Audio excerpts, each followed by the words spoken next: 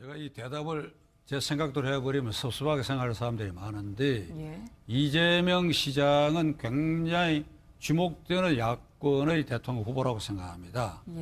만일 미국식으로 개방체제가 돼서 대통령 후보를 뽑는다고 한다면 어쩌면 이재명 후보가 탄생할 가능성도 높다. 그는 이미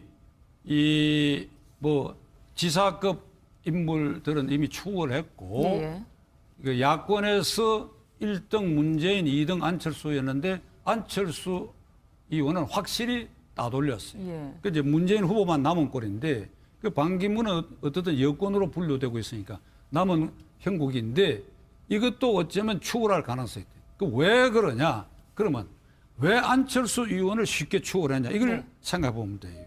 이재명 시장은 직정 경영하는 성격이 있어요. 가만히 보니까. 전 친하지 않는데 딱 한 번 만나본 일이 있어요. 기차 안에서 우연히 직정 경영. 내가 생각하는 바를 거침없이 행동하고 말하는데 거기에 논리가 깔려 있어. 그냥 함부로 육두문자를 쓰거나 그게 아니고 그 뭐 또 이 얘기 좀 거시기한데 변호사거든. 그러니까 자기 하는 말에 앞뒤 논리가 딱 서 있어요. 처음부터 하야 탄핵 주장을 했다 하면 그 이유를 분명히 얘기할 수 있고 이게 체화된 생각에서 그냥 그대로 직정 경영을 하는데 그 안철수 의원을 쉽게 추월한 이유는 안철수 의원은 그걸 못해요. 그걸 못하고 이쪽에 비전문가거든. 그걸 못하고 남이 써준 걸 보통 읽는데 남이 써준 걸 아무리 열심히 외웠다 하더라도 직정 경향으로 순발력 있게 나오는 사람을 당할 수가 없는 겁니다. 그래서 이재명 시장은 어쩌면 제 예견으로는 민주당의 대선 후보 경선 규정을 모르겠는데 저도 뭐 새누리당 비슷할 거예요. 뭐 당심 50, 민심 50 이러다가 결국 당권 진 쪽도 유리하게 돼 있다. 그만 다 없애버린다면 야권의 이재명 후보가 탄생할 수도 있다. 이재명 후보가 내 말 듣고 너무 용기 백배 하시지 말고 신중하게 하세요. 결과적으로 이재명 시장은 조금 괜찮게 평가를 해주셨고 이제 졸지에 물론 이 경우에 결정적 실수가 있거나 결함 있는 게 발견되지 않는 한 전제를 붙여야 돼요. 그러니까 안철수 의원은 그 회복이 불가능하다. 그러니까 안철수 의원에 대해서는 조금 평가가 박해졌는데 뭐 결과적으로는 그러니까 어떤 안철수 의원이 주요 인물로 계속 떠오르니까 내 주관을 얘기할 수밖에 그럼 이건 어떻습니까? 지금 이재명 성남시장이 지금 상황에서는 워낙 사이다 같은 발언을 하기 때문에 국민들을 좀 시원하게 해주면서 지지율이 폭등을 했을지 모르지만 문재인 전 대표의 말은 이렇습니다. 사이다는 주식이 될 수 없다. 나처럼 든든한 고구마가 주식이 될 수 있다라는 얘기를 했거든요. 이건 어떻게 평가하십니까? 글쎄 뭐 누가 사이다인지 누가 고구마인지 모르겠어. 이재명 시장도 수터분하게 고구마형으로 생겼잖아요, 관상이. 좋게 평가를 해주시고 계시네요. 나 잘 모르겠어. 그러니까 뭐 어쨌든 평가를 주관적으로 해주시니까 그런 부분에 대해서 저희가 좀 정리를 해드리면 이런 부분이 있습니다. 그러니까 지금 탄핵 전국에서 되게 우왕좌왕하고 있는 정치권이 그런 측면이 있다라는 건 결국에는 욕심이 너무 앞서는 거 아니냐. 이른바 잠룡 후보들이. 대선 국면을 너무 지나치게 의식해서 이런 행보들을 보이고 있다. 이런 부분은 좀 비판적으로 평가해야 된다라는 전체적인 틀도 존재하는 것 같습니다. 그 관점에 맞춰서 조금 봐주시면 어떨까요? 우리는 어떻든 좀 조급하지요. 조급해. 특히 정치인들은 조급하지요.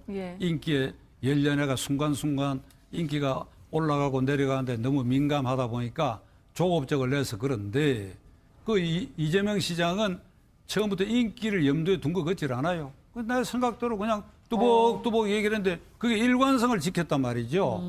그러니까 20, 30대의 폭발적 지지를 획득한 것은 당연하다.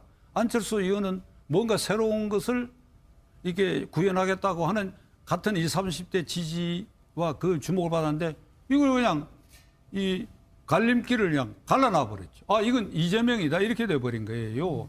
그러니까 이런 마당에 안철수 의원이나 문재인 후보가 조급증을 내면 더더구나 이재명 후보에게 뒤질 겁니다. 이재명 후보는 내가 보기 전혀 조급증을 내지 않는 것 같아. 느긋하게.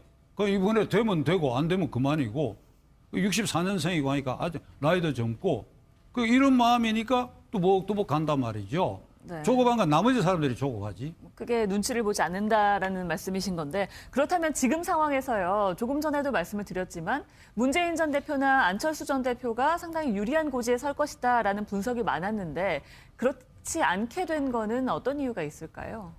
문재인 대표가 어떻게? 문재인 전 대표와 안철수 전 대표 같은 경우에는 지금 탄핵 정국에서 오히려 높은 고지에 올라설 것이다. 좀 유리한 상황이 펼쳐지지 않을까라고 했었는데 생각보다 그렇지는 않습니다. 그건 왜일까요? 이 시장의 부강 그러니까 요인을 지금까지 설명해 주셨다면 촛불 네. 민심의 핵심의 그 방향, 예. 그 촛불 민심이 왜 발동됐고 그 방향이 어디냐 하는 것을 미처 못 깨달은 거예요. 이게 시민혁명이야. 그런데 이재명 시장은 그걸 깨달은 거야. 이게 시민혁명이라 깨달은 거예요. 그러니까 현재의 기존 체제 질서 중에 썩고 병든 거 이걸 몽땅 갈아라 하는 거예요. 단순히 박근혜 대통령의 사임, 퇴진이 아니다. 플러스 알파가 있었는데 그 부분을 가장 강하게 얘기하고 있기 때문에 지지도가 올라간 것이고 그 점은 새누리당 쪽 후보가 누가 될지 몰라도 그렇고 그다음에 이번에 또 무당파 후보가 나올 가능성도 굉장히 많은데 예. 또 그런 걸 주장하는 사람 이렇게 해서 그런 3파전이 될 가능성이 있죠. 그게 핵심이에요. 이 촛불 민심에 누가 가장 근접한 생각을 하고 거기에 걸맞는 개혁적 공약가를 내놓고 그 실천 의지와 능력이 누가 가장 출중한가. 이게 이번 선거의 관전. 제가 이 대답을 제 생각대로 해버리면 섭섭하게 생각할 사람들이 많은데 예. 이재명 시장은 굉장히 주목되는 야권의 대통령 후보라고 생각합니다. 예. 만일 미국식으로 개방체제가 돼서 대통령 후보를 뽑는다고 한다면 어쩌면 이재명 후보가 탄생할 가능성도 높다. 오. 그는 이미 이 뭐 지사급 인물들은 이미 추월 했고 예. 그 야권에서 1등 문재인, 2등 안철수였는데 안철수 의원은 확실히 따돌렸어요. 예. 그 이제 문재인 후보만 남은 꼴인데 그 반기문은 어떻든 여권으로 분류되고 있으니까 남은 형국인데 이것도 어쩌면 추월할 가능성이 있대. 그 왜 그러냐? 그러면 왜 안철수 의원을 쉽게 추월했냐? 이걸 네. 생각해 보면 돼요. 이재명 시장은 직정 경영하는 성격이 있어요. 가만히 보니까. 예. 전 친한 새누리당 비슷할 거예요. 뭐 당심 50, 민심 50 이러다가 예, 예. 결국 당권 진 쪽도 유리하게 돼 있다. 그만 다 없애버린다면 네. 야권의 이재명 후보가 탄생할 수도 있다. 네. 졸지 예. 이재명 후보가 예. 내 말 듣고 너무 용기 백배 하시지 말고 신중하게 하세요. 네. 결과적으로 이재명 시장은 조금 괜찮게 평가를 해주셨고 이제 졸지에 이제 물론 이 경우에 예. 결정적 실수가 있거나 결함 있는 게 네. 발견되지 않는 한 전제를 붙여야 돼요. 예, 네. 예. 안철수 의원은 그 회복이 불가능하다. 그러니까 안철수 의원에 대해서는 조금 평가가 박해졌는데 네. 뭐 결과적으로는 그러니까 뭐 아니, 왜 어떤 안철수 의원이 주요 인물로 계속 떠오르니까 네. 예. 내 주관을 얘기할 수밖에 네. 없어요. 그럼 이건 어떻습니까? 지금 이재명 성남시장이 지금 상황에서는 워낙 사이다 같은 발언을 하기 때문에 국민들을 좀 시원하게 해주면서 지지율이 폭등을 했을지 모르지만 문재인 전 대표의 말은 이렇습니다. 사이다는 주식이 될 수 없다. 나처럼 든든한 고구마가 주식이 될 수 있다라는 얘기를 했거든요. 이건 어떻게 평가하십니까? 글쎄 뭐 누가 사이다인지 누가 고구마인지 모르겠어. 이재명 시장도 수터분하게 고구마형으로 생겼잖아요. 관상이. 좋게 평가를 해주시고 계시네요. 뭐 나 잘 모르겠어. 예, 그러니까 뭐 어쨌든 평가를 주관적으로 해주시니까 그런 부분에 대해서 저희가 좀 정리를 해드리면 이런 부분이 있습니다. 그러니까 지금 탄핵 전국에서 되게 우왕좌왕하고 있는 정치권이 그런 측면이 있다라는 건 결국에는 욕심이 너무 앞서는 거 아니냐. 이른바 잠룡 후보들이 이 대선 국면을 너무 지나치게 의식해서 이런 행보들을 보이고 있다. 이런 부분은 좀 비판적으로 평가해야 된다라는 전체적인 틀도 존재하는 것 같습니다. 그 관점에 맞춰서 조금 봐주시면 어떨까요? 우리는 어떻든 좀 조급하지요. 조급해. 특히 정치인들은 조급하지요. 예. 인기에 연련해가 순간순간 인기가 올라가고 내려가는데 너무 민감하다 보니까 조급적을 내서 그런데 그 이재명 시장은 처음부터 인기를 염두에 둔 것 같질 않아요. 하지 않는데 딱 한 번 만나본 일이 있어요. 기차 안에서 우연히 네네.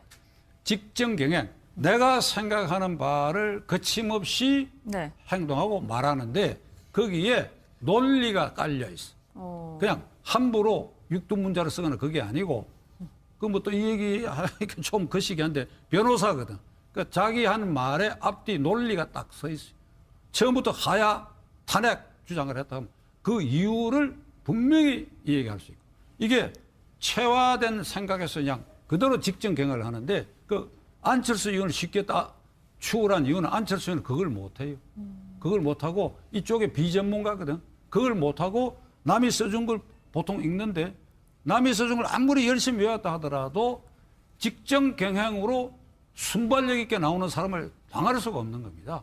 그래서 이재명 시장은 어쩌면 제 예견으로는 민주당의 대선 후보 경선 규정을 모르겠는데 저도 뭐 내 생각대로 그냥 뚜벅뚜벅 얘기를 했는데 그게 일관성을 지켰단 말이죠. 그러니까 이 20, 30대의 폭발적 지지를 획득한 것은 당연하다. 안철수 의원은 뭔가 새로운 것을 이게 구현하겠다고 하는 같은 20, 30대 지지와 그 주목을 받았는데 이걸 그냥 이 갈림길을 그냥 갈라놔 버렸죠. 아, 이건 이재명이다. 이렇게 돼버린 거예요.